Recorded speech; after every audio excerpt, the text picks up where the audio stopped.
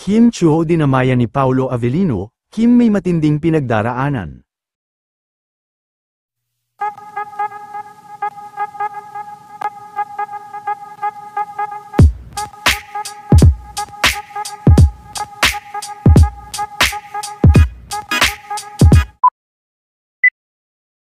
Habang kasalukuyan na nasa Cebu pa si Kim Chiu para sa kanilang lock-in taping, ay marami nga ang nakapansin na malungkot ang ibinahagi nitong video sa kanyang social media. Sa caption nito ay sinabi nga ni Kim, ang mga kataga na didn't expect it, didn't prepare for it. Mabilis naman na nagkomento ang mga fans at ayon sa kanila ay nagka-unfollowan umano sina Kim at ate nito na si Ate Lakam.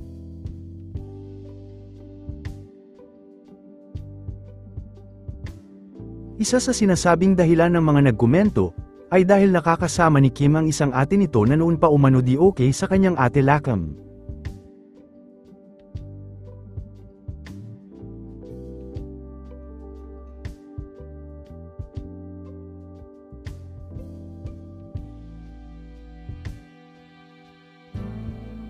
Panalangin ng mga fans ni Kim Chiu na kung anuman ang pinagdaraanan nito ay makayanan umano ni Kim.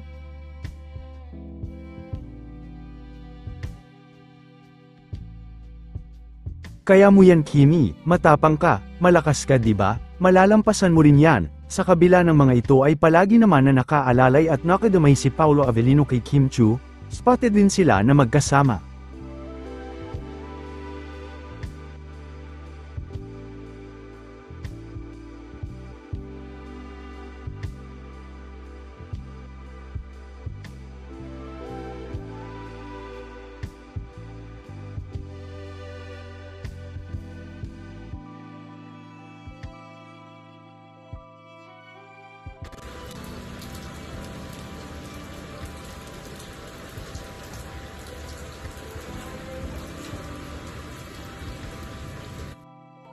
Samantala, puspusa na rin ang paghahanda ng mga kapamilya artist na makakasama nila Kim Chiu sa ASAP on England.